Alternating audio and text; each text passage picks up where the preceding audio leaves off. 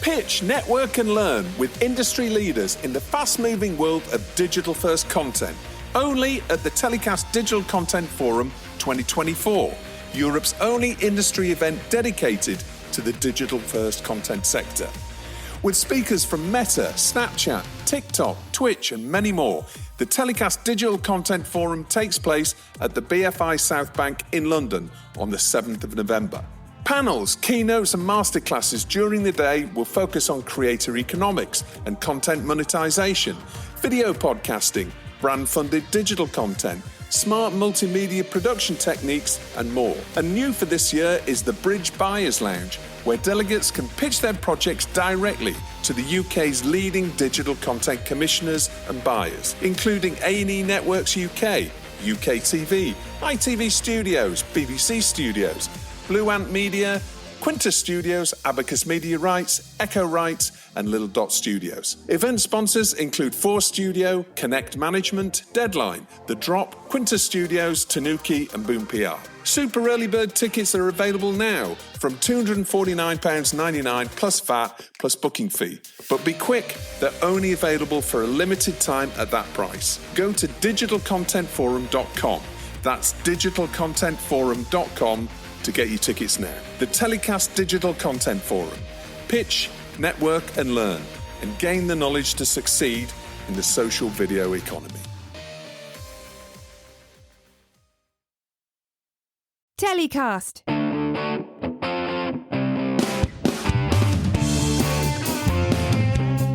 Hi, I'm Justin Crosby and welcome to another TellyCast, the show where we dive deep into the world of TV and digital content with the industry's most innovative minds. This week, my guest is a truly unique storyteller, someone who's carved out a distinct niche in the world of documentaries. His work takes us to some of the most unexpected corners of the globe, shedding light on untold stories and giving a voice to those often unheard. You may know him from his captivating series under the Zandland banner, where he combines journalism with a personal touch that keeps viewers on the edge of their seats. For videos featuring the movers and shakers of the TV and digital content industry, just hit the subscribe button below. Welcome to TellyCast fearless and talented documentary maker, Ben Zand. Hey Ben, how you doing? Welcome to TellyCast. Thank you so much. Yeah, it's always funny when someone lists your films or whatever, it's interesting. Yeah. Remembering that you've made things. Yeah. Well, you've made plenty and we'll talk about those. In fact, let's talk about them now. There's Kingpins, which is some incredibly successful shows. Secret Life of Incels, Confessions of a Serial Killer. And those are shows for Channel 4, Peacock, and obviously you have your own YouTube channel, Zandland, which you have a lot of subscribers and people consuming your documentary content on there. And I'm really interested to get into the business of documentary and funding documentaries today and how that's changed. Yeah. And your approach to it, which is, documentaries haven't really changed in the last 30, 40 years. You're taking a completely new look at it, which is great. And as you may know, digital first and the new digital way of approaching content is something that's very close to our hearts here on TellyCast. But before we get into that, tell us a little bit about how you got started in documentary filmmaking. Yeah, it was an accident really. I'm from Liverpool, from a place called Knowsley. Like TV was never really on the agenda. Like it wasn't really a concept. So I used to watch American TV shows and wanted to go to university, but I got bad grades because I didn't work very hard. So the only thing I could possibly do at university with my not so good grades, but a reasonable grade in English, was journalism.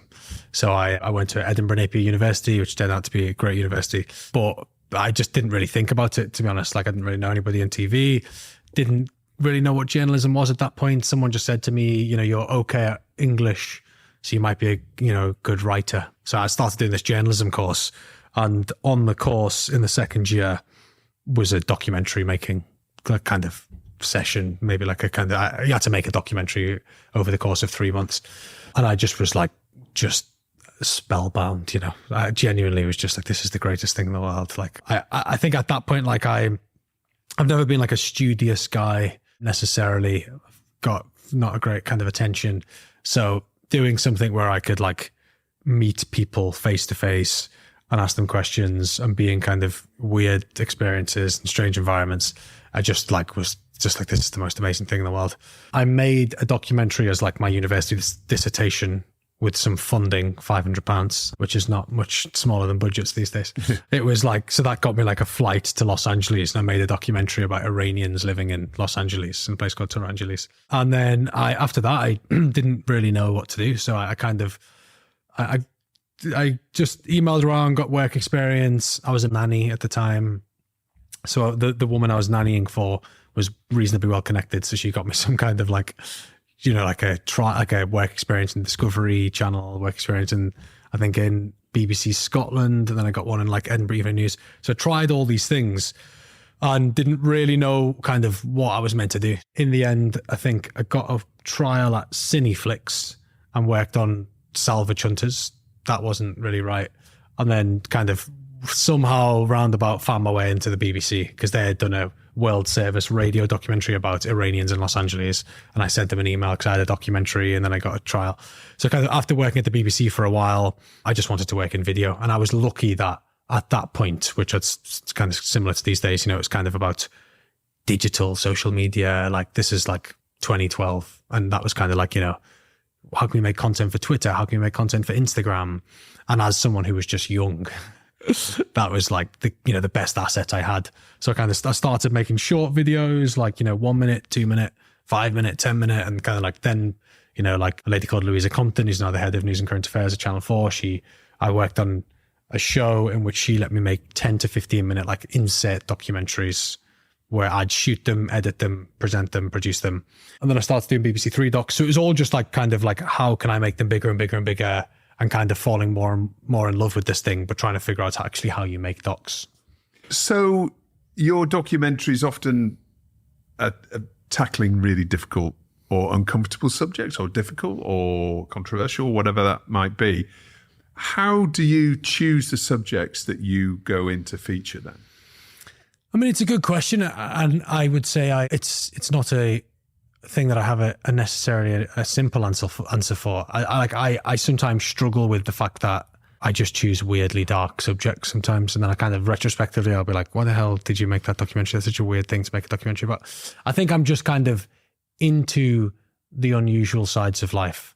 I get on better with people who aren't kind of wealthy and have their life together. You know, it's like genuinely is just something about like it's more interesting to me. It's more interesting to ask those questions. So I kind of like the underbelly of society. I went into it, and I think I've always felt like a bit of an outsider in life. So I was like, I like making documentaries about outsiders.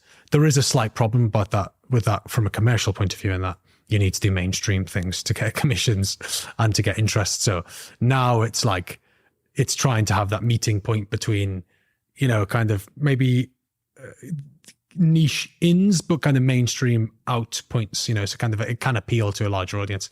But I think it's just, I just like people who have different lives. Yeah.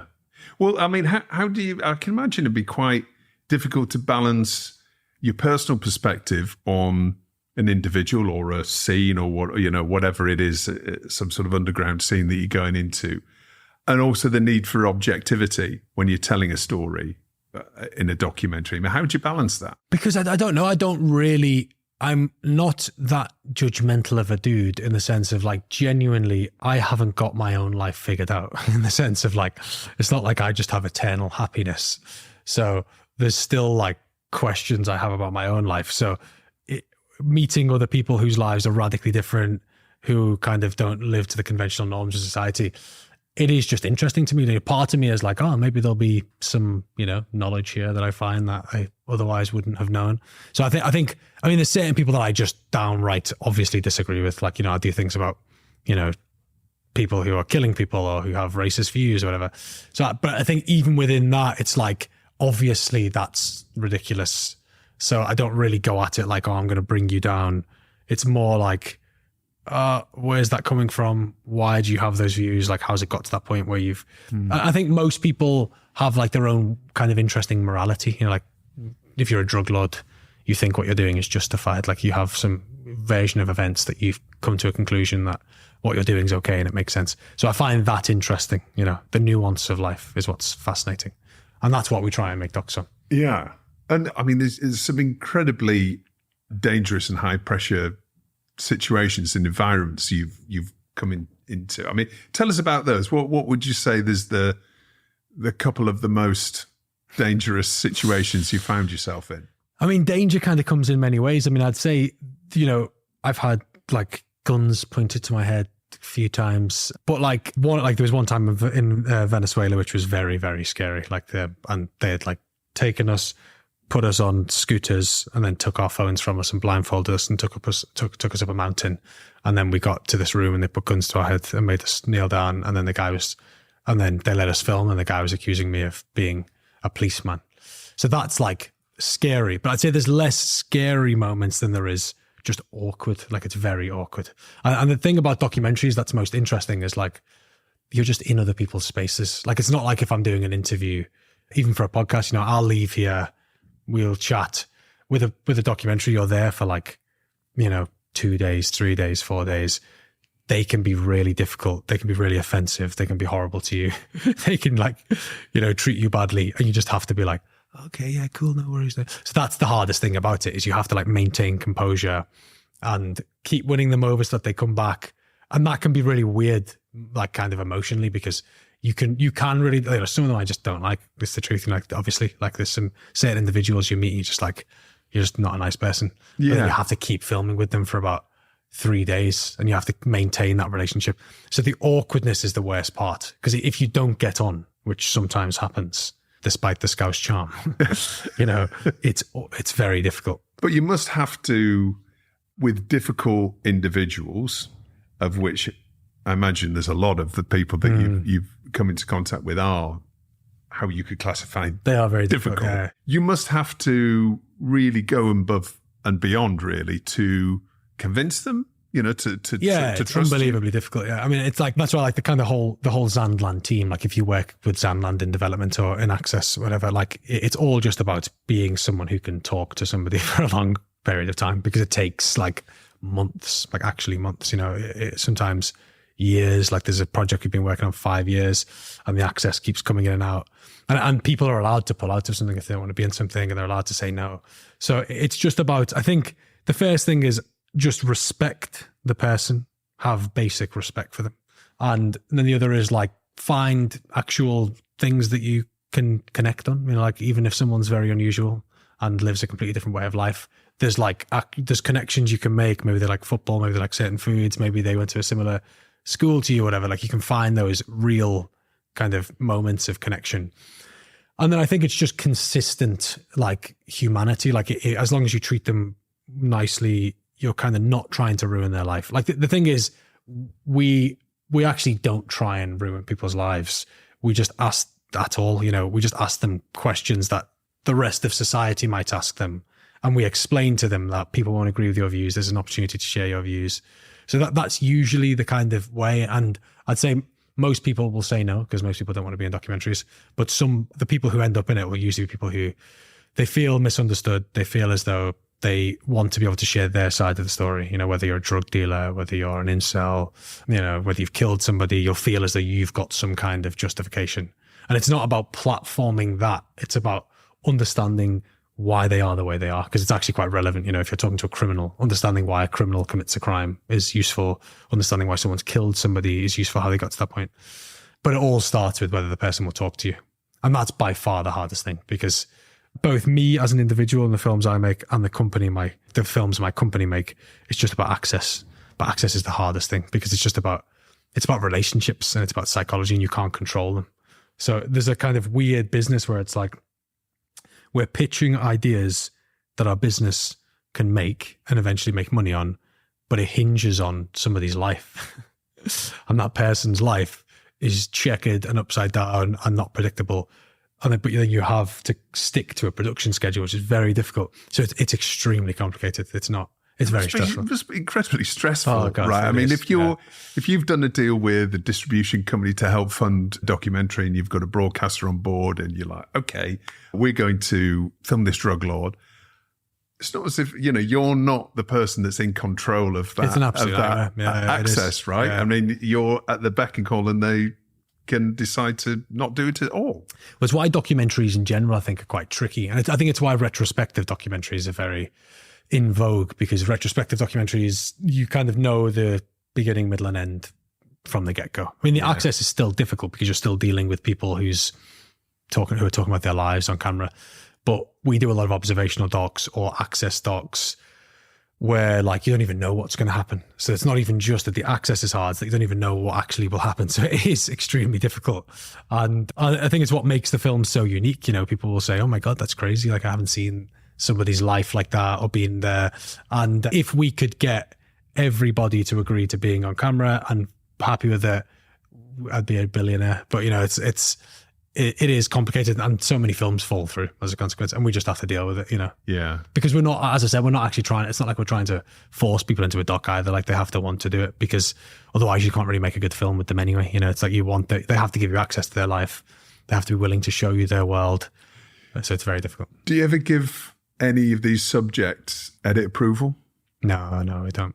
Which is what makes it even more difficult. Yeah. Because to them, it's like, that seems so crazy. And I'd actually say, the world of YouTube has made it really complicated because historically there was like a kind of maybe an expectation, you know, broadcasters have a set of rules that they may adhere to. Like, you know, in most cases you can't give editorial approval, you can't pay people. Yeah. But just the general world of content doesn't really, you know, subscribe to that idea. So we have conversations with people and they say, why can't I sign it off? You know, and there's so many things. We'll have like something that could be a massive project and they'll say, yeah, I'll do it. You just need to give me the full rights to be able to prove the footage. And then we have to say, oh, well, imagine if we were making a documentary about, you know, Donald Trump or Joe Biden and he could completely approve what was in it. That wouldn't be an accurate representation of his life. You wouldn't want a world like that. You know, this is based on trust. It's based on you kind of accepting that we're going to try and treat you fairly.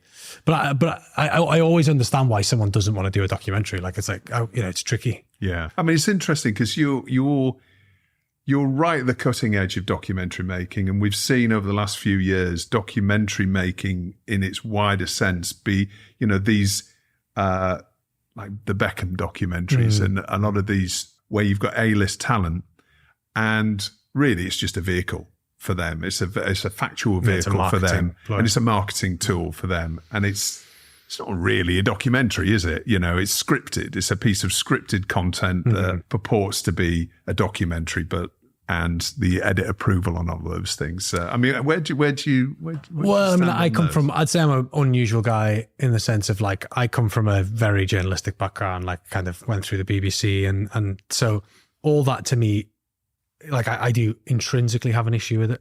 I'd say I don't have an issue with it in the sense of like, people definitely want to watch that, you know, like, and there's an audience for it and they'll very much enjoy it and you'll learn something.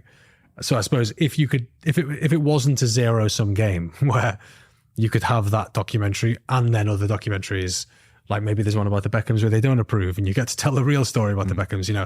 But I think like on a top level, I think it's fine.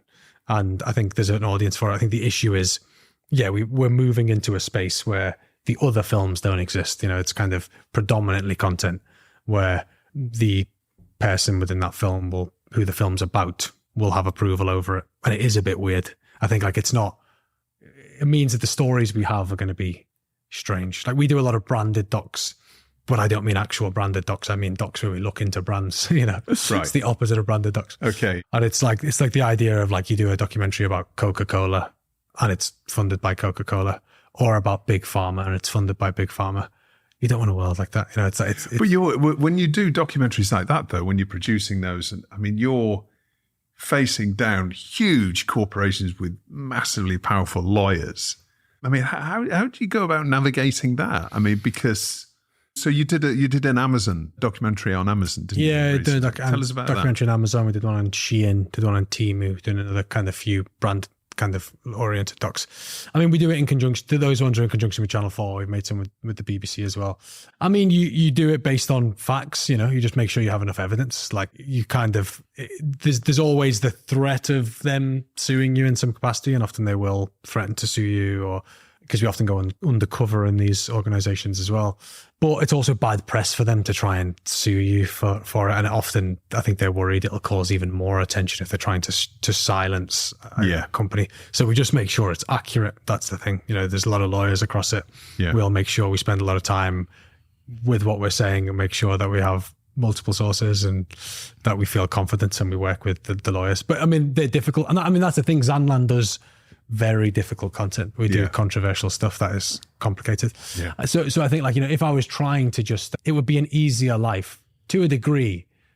Actually, I'll take that back. It actually probably wouldn't be easier doing Beckham docs, because then you need to forge relationships with celebrities, which is very complicated, very dog eat dog.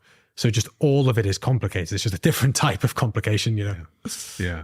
Have you ever found that you've had to stop filming or change direction of a project whilst you're filming it due to ethical dilemmas or challenges? Loads of times it's happened that we've had to change it. Mostly, just, like, for example, I was making a documentary about a guy called Dennis Hoff for the BBC. They called him Trump from Pahrump, which is a place in Reno. He was running for office for like mayor of Pahrump. He was the biggest brothel owner in America, and he ran all these brothels. I met him. I filmed with him and Heidi Fleiss and Ron Jeremy. Ron Jeremy is like a porn star who's now being jailed. So it was absolutely crazy. And then he just died in the middle of filming. Wow. He just passed away. So yeah, quite often things happen and you need to radically rethink it, because documentaries are real life, you know? Yeah. And again, that's why it's about that's why I think retrospective is so in vogue at the moment, because it's so much less risky kind of to retell those stories, because you just know what's going to happen. In terms of the documentaries that you've made, is there any specific change that you think you've affected? Any one of your particular documentaries has had an impact or changed, whether it's perceptions or changed the law or changed, you know, people's views of a situation? I mean, can you give us any examples of that? Yeah, I'd say loads of. I mean, I'd say all of them will have changed somebody's views, hopefully, on something. You know, I'd say kind of the bigger level, like, you know, we made a documentary looking into Shein, which is Chinese clothes brand, went undercover in one of their factories, made headlines around the world. It led to Shein committing £15 million to increase their supply chains. The Rolling Stones cut their relationship with Shein as a consequence. Made documentary looking kind of into conspiracy theories, into QAnon, like in the conspiracy, and met kind of Roger Stone, who's one of Trump's kind of former advisors, and Michael Flynn, who used to be the national security advisor for Trump. And that film, you know, loads of people reached out about how it kind of made them be able to have conversations with their loved ones who had fallen down the conspiratorial rabbit hole. And I'd say, you know, we've made a documentary about R. Kelly. Well, I made two documentaries about R. Kelly, played some part in him eventually getting kind of arrested and sent to jail. So a lot of them have had, you know, an impact in the real world. I'd say, you know, we kind of look for that high level impact of like literal law change or people being held accountable for their actions. But also it's just people thinking differently. And like the tagline for my company is blow minds, change worlds, you know. So it's that idea that people are a bit too just comfortable in life. They don't really see the world outside of their doorstep. So it's really just about making people think a little bit differently. Just, I'm feeling a bit uncomfortable. You know, it's kind of like, sometimes it's a bit like a horror film. You know, it's like watching a horror film. Like, you know, it's not enjoyable, but also life is like, you need to understand why people do the things they do. Yeah. On the flip side, I am not like the kind of harbinger of doom. So we do want to do positive content. You know, like we're doing a travel series at the moment that is more positive. So like, and I actually started out doing the travel show, and then, you know, a series for the BBC called The Other Side of, and like I'd go to places. And so I've done very nice content. We're now doing slightly dark content and true crime and all that jazz. But I think it's not for the sake of just making people feel sad. It is for that change, you know, trying to make the world slightly more enjoyable. Yeah. Well, let's talk about the business of documentary, how you fund projects, and because you've got a model where you do partner with, you mentioned Channel 4. I know you've done a number of projects for them, haven't you? There's a Peacock project that you've had as well. And I think you've also worked with BBC Studios in terms of distribution perspective. So, but you've also got your YouTube channel. Mm-hmm. So can you give us a snapshot of how your business works from a commercial perspective? Yeah, so the YouTube channel at the moment is largely in its infancy, in the sense of we've got some content in there, we've got about 30,000 subscribers, but that's kind of, the plan is to fully build that now, essentially. So kind of how we operate is we have UK commissions that are kind of fully funded commissions that we get the kind of IP on and then distribute internationally. We do US content. We've got a bunch of projects on the go at the moment that are kind of fully funded US projects, like more traditional, like true crime, retrospective documentaries or whatever. And then what we're kind of increasingly doing, which we're doing with a couple of distributors at the moment, is these kind of half funded, half not funded projects. So we put in some money, the distributor puts in some money, we make a kind of TV version of it, and then we make digital versions that we put on our platforms. So that mentioned the kind of travel show we're doing, kind of like lifestyle travel, access to interesting worlds, but not like drug lords, because it's hard to monetize drug lords. It's kind of like, extreme, incredible worlds. What's it like to live in the coldest place in the world or whatever.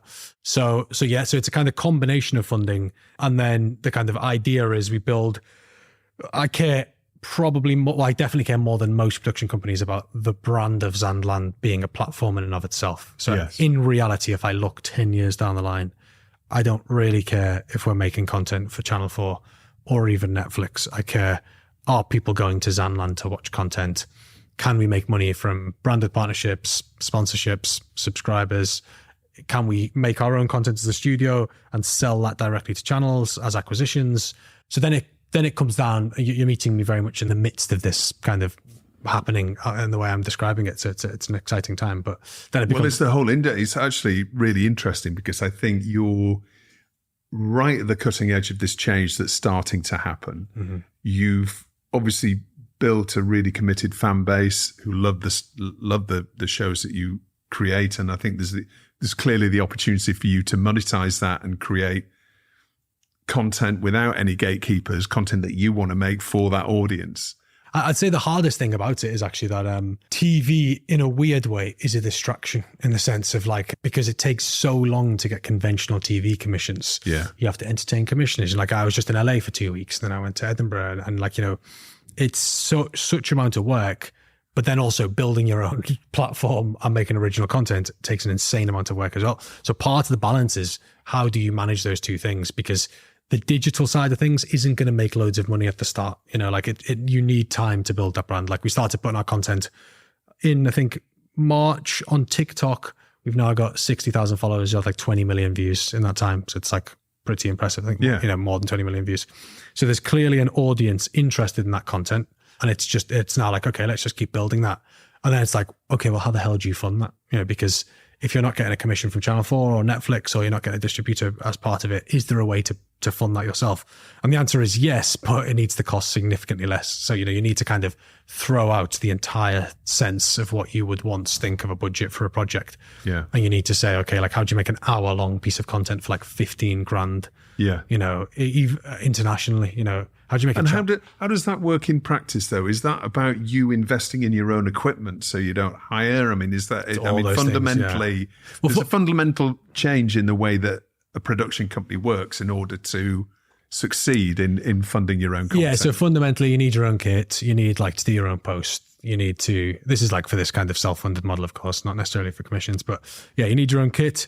You need to have your own post. You need to have smaller crews. Obviously, you need to do things safely, but in some cases, it'll literally be one shoot edit flying somewhere to make a film for an hour. And then you need to then have that person editing the content. So the content, and that's why I'm saying there's kind of different tiers, we don't really want it's not like we want a mega reduction in quality. So it's figuring out what the content is. Maybe the content is actually someone in a studio with archive talking about drugs. Vice did an interesting series called The War on Drugs, and all it was somebody sitting in a studio for an hour with archive of Mexican drug cartels, and they just spoke about that, and it got millions of views, but it's very, very cheap to make. So I think it's just a rethinking of what the content looks like. So I think there's loads of things. It's how do I make kind of concessions for the budget? How do I kind of rethink what the actual content is? You're not going to make Race Across the World for the BBC for 10 grand an episode. It's impossible. It's too many people. Yeah. So you can't do that. The content changes. Or how can I get additional funding, whether that's distribution, whether that's a branded partnership. Branded partnerships for us are a bit complicated because we're kind of a journalistic enterprise. So we need to think about where does the brand fit into it. We're not against it, but it just needs to make sense. So yeah, I think you just have to think of all these things. And then importantly, the content can't be shit. You know, it has to actually be interesting. That's the main thing. Yeah. So you can do all this stuff and just make terrible content and no one's going to watch it. So you need to think, what can I actually make that's unique in that space? Like some people get millions of views they do like walk around of dangerous neighborhoods. You know, they'll say like, hey, I'm in the poorest part of the UK and I'm walking around a neighborhood and I'm meeting people. Yeah. That will cost them about, you know, maybe a day rate of a shooter, maybe a week edit. You know, it's like, so you start to see how you make the economics work. It's just different content. That's what's complicated and difficult. Yeah. And do you think, because we're at a real inflection point, I think, with the TV industry and digital, as we touched on earlier, and young audiences, I mean, that's a point. Your audiences, can you give us a bit of a breakdown? Yeah, the audience is very young. So it's like, I mean, it's slightly different on YouTube and Twitter. I mean, YouTube and TikTok. So on TikTok, it's basically like 18 to 40. I've got the 2 categories on TikTok that it gives you. And it's predominantly male on TikTok, which makes sense because the content on there at the moment is like drug lords, boy racers, you know, it's kind of like incels. Naughty boys, so it's basically naughty boys, And then YouTube's a bit broader. It's a little bit older and it's like 60-40 men, women. So our audience is majoritively men. On YouTube, it's a bit more, there's kind of more women coming to that. That's because the YouTube content has more kind of travel content on there. There's like kind of a couple of travel series that we've done. So it's kind of the audience is a bit more kind of equitable in that sense. But yeah, majoritively young men is the content. And do you think in the future then, when it comes like 5 years time, 10 years time, with these youth audiences as they're growing up and becoming more and more conditioned to enjoying this sort of content, which is shot on a lower budget, but engaging in different ways, do you think that ultimately documentary filmmaking will change to follow that model? Yeah, I think it has changed. I mean, I think it's already changed. You know, over the last few years, we had this golden era of documentary. Netflix are pumping in like £1 million an episode into films. And, you know, you had like big retrospective retellings of things or, you know, observational documentary series into Lewis Capaldi's life. You know, there's this huge, majorly kind of fantastic golden age for docs. I think that will still remain, like the premium docs will still remain on Netflix. The mega docs. The big mega docs will still Jane be Root there. is going to be in and a true good place crime, for a while. True crime will still exist. That is like, you know, for majoritively female audiences, true crime will completely win. A lot of people are interested in it. I think then, like kind of the middle of the road content, this is what everyone always says, you know, like kind of middling content will disappear. I think like we don't even really think about that because we don't really do like daytime shows and kind of big retainable daytime. I think on YouTube, I don't think it's that the quality of the content will decrease. I think it's slightly different content. Yeah.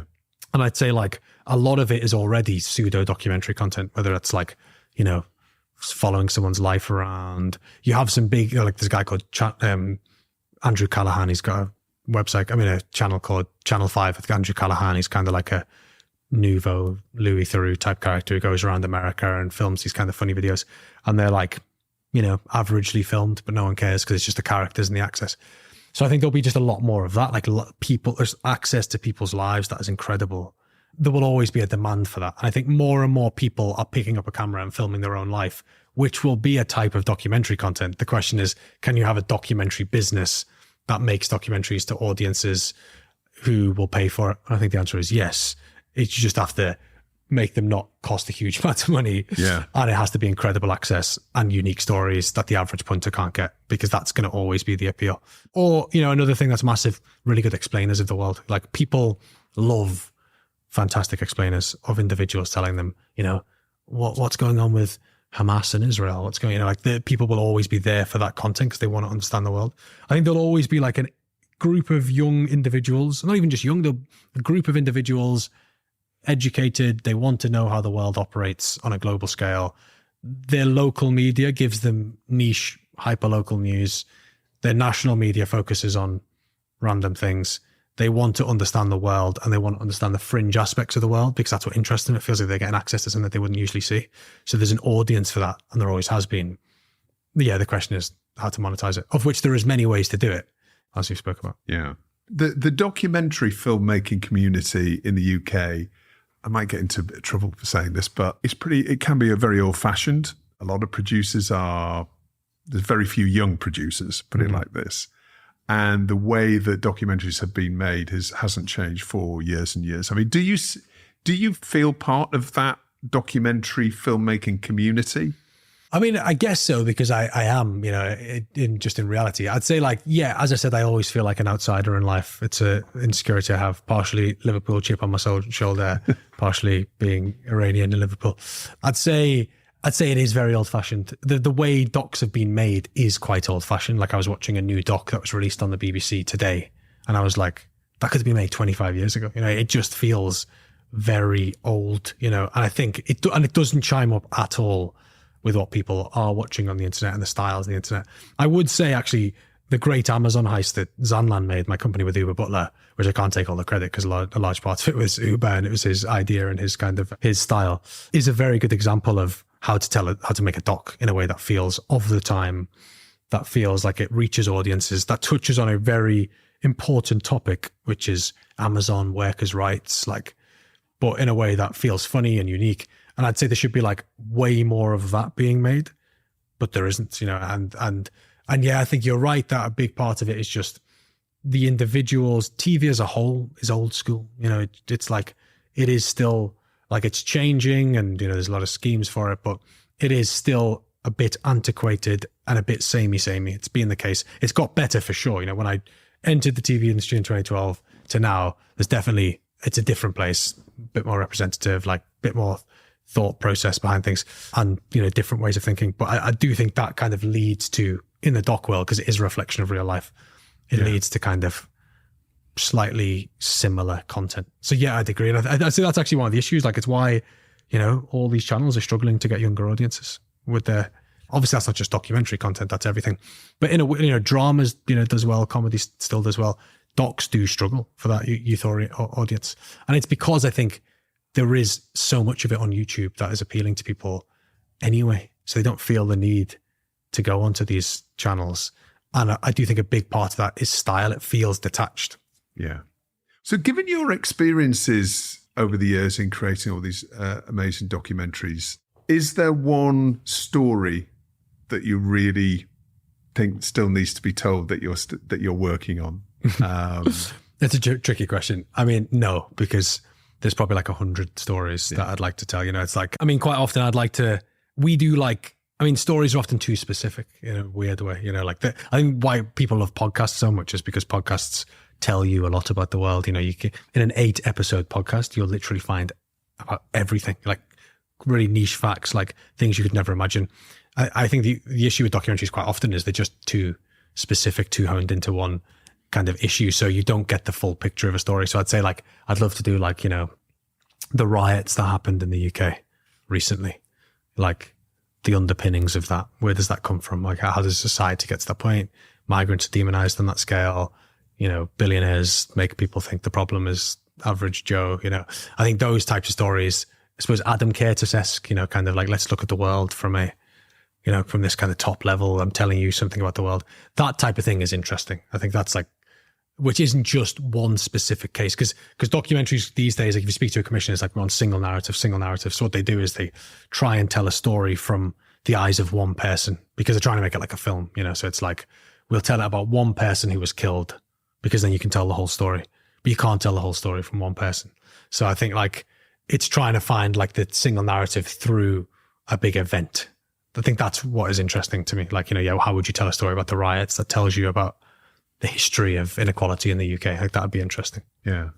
Coming back to the different type of experiences you've had when you've been filming, can you give us an example of a documentary that you've made and halfway through production it's taken a completely different direction to when you embarked upon it? Because as you say, you know, access, most of it must be completely unplanned and you've just got to run with it, right?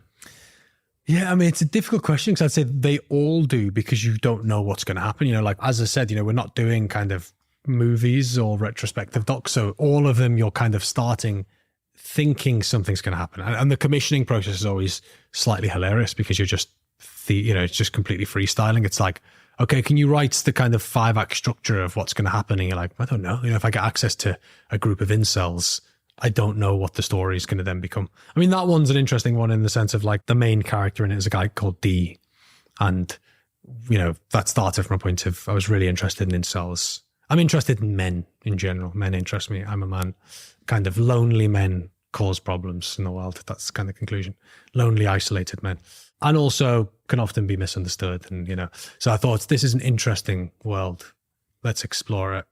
And it's one of those stories that has, like, as I said, it's quite niche, but also quite mainstream in the sense of like real world issues. There's been terror attacks around incels. So kind of we film with this guy, and when we first meet him, like he's terrified to meet us, you know, doesn't want to talk to us and really scared. And because he doesn't really interact with people on a real life basis, he kind of spends his days in the forums. And then the kind of conclusion of the film is like, we go out on a night out, because he's never been on a night out. And we kind of, you know, interact with real human beings. And he's got this idea that the world is just empty. You know, he's been told that there's like a virgin epidemic. Everyone's a virgin. No one's procreating. No one's going outside. Or that's what the forums have convinced him. And then he kind of interacts with this woman, and he's never spoke to a woman properly before. And then that just kind of happened there. And then she starts kind of challenging his thoughts on the world and his thoughts on women and how things should be. And then the end of the doc culminates in him kind of concluding that he wants to join a ping pong club because he wants to interact with people. He likes ping pong. He thinks that if he joins a ping pong club, he can meet people, kind of meet women and just have normal interactions.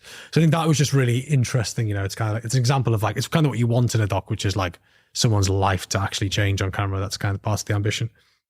Okay, Ben, last question for you before we get on to your story of the week, hero of the week, and get in the bin. Who's had the biggest influence on you from a filmmaking perspective? Because you can see these amazing multi-million-dollar projects that now get produced by Peter Jackson and documentary projects, Alex Gibney, for example. Is there one director or producer that has really influenced you? I mean, I'd say there's a bunch of people like Michael Moore. Michael Moore had a big kind of impact, like Fahrenheit 9/11, like his ballsiness. Like obviously he's a director who's presenting his content to the world and he's touching on big societal issues. He also has the most successful financial doc of all time. I think that Fahrenheit 9/11, I think grossed like $300 million or something in the box office. It's crazy. So he's one, like, you know, Louis Theroux to a degree, John Ronson to a degree, Adam Curtis, like kind of, you know, so I'd say a lot of those kind of British documentary makers, but then I wouldn't say like I'm like them at all, because I'm not. And like they're such different people to me, you know, and they all come from such different backgrounds. I'd say more kind of archetypical TV backgrounds, you know, they're kind of, so I kind of looked at them at first as like inachievable objects of an example of why I shouldn't go into TV, but was both kind of really impressed with the content. And now I'm kind of like, yeah, just radically different. You know, it's a very different way of thinking and kind of seeing the world, but their content is fantastic. So, you know, so it's interesting. So I'd say it was inspirational from a stylistic point of view, but that kind of mix of, you know, it didn't necessarily pull me into TV. Often looking at the kind of their work, it just felt very different, you know, from a different world. Now it's time for Ben's Story of the Week, where he gets to nominate the TV industry story that's caught his eye in the past 7 days. Ben, what's his story of the week?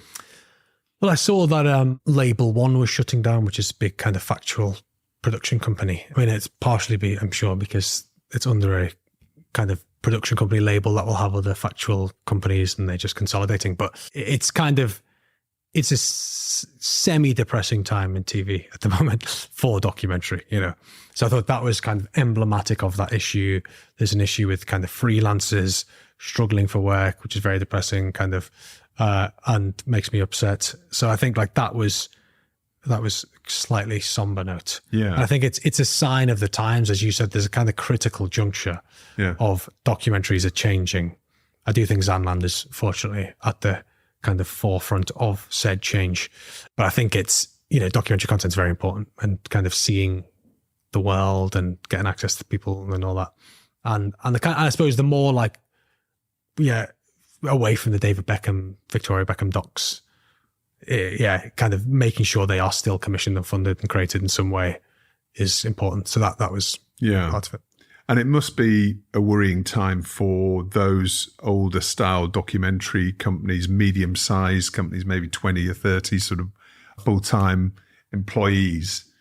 There must be a very, very challenging time for that, right? You know, it is, yeah. Companies like that. Them and just loads of producers and directors, you know, like even the best producers and directors are struggling, you know, and kind of not knowing what's going to happen, and also feeling out of place, you know, because that idea of it's shifting to kind of digital, you know, is like, where do I fit into that style of content? I don't think really makes sense. I think if you're a fantastic documentary maker, that fully applies to making docs on digital. That is the thing that the average punter on YouTube won't be able to do. They won't be able to get that access. They won't be able to tell stories in the same way.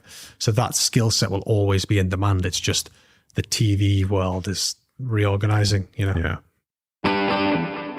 How about your hero of the week, Ben? Who would you nominate as your hero of the week? Well, my hero of the week is my son, which is the lamest answer on planet Earth. His name is Kazra Kai, and he got his jabs today.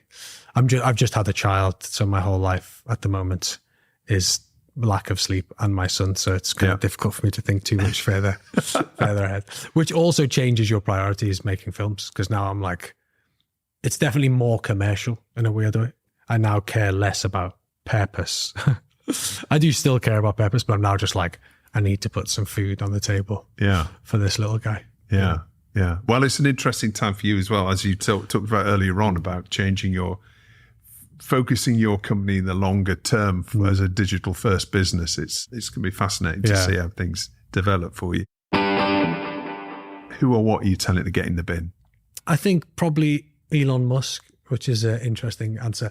I've kind of gone on a real journey with Elon Musk that at the start was like, this guy's fantastic, creating electric energy, electric cars, spaceships, what a fantastic thing to do. But I think he's a very good example of how you can be an individual who is an absolute genius at one thing and then just a slight idiot at another. You know, why become an internet troll when you have such a capacity to change the world? Also, just the fear of one man having so much power in the world doesn't really make sense and is problematic. So I'd say, and that comes off the back of, I think Twitter obviously and X is in the media landscape and very much kind of influencing that landscape. So it's kind of semi-tangentially connected to my career and role. So I just think, he's a strange man. Yeah. Must be a nightmare to work with. I mean, he would listen to no one, surely, right? I mean, that's probably the problem. Yeah, I just think it's a really interesting example of how everyone wants attention. Like, you can be the richest person in the world. You can have just, immeasurable power, and you still just want everyone to like you. You want to kind of like, he's kind of entertaining. He's somehow found some kind of clique of individuals who have a very, conspiratorial way of seeing the world. And he's just obsessed with satisfying them or bringing them to X to make money from X in some way. But I just think it's like, it's the sad reality of when someone has so much money and so much power. It's still it's never enough, right? It's never enough, and you can't trust them to do good, and you can't trust them to always be right. It's that kind of like, benevolent dictator is a risky place to be. Ben, thank you so much for coming on TellyCast this week. It's been brilliant. I really enjoyed our conversation.